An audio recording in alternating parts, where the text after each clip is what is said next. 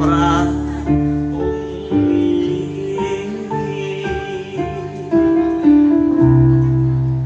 អូចង់រឹកយំកណ្ដារាត្រីជួយធ្វើសាស្ត្រសេចក្តីស្នេហា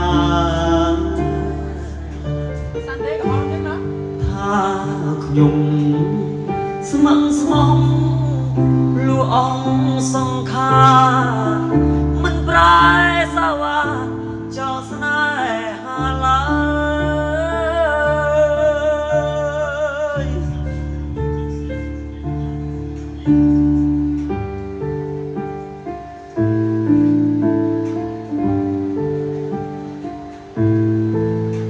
អរគុណជំនុំភាពវិទ្យុបាទជាពិសេសអរគុណបងប្អូនទាំងឡាយ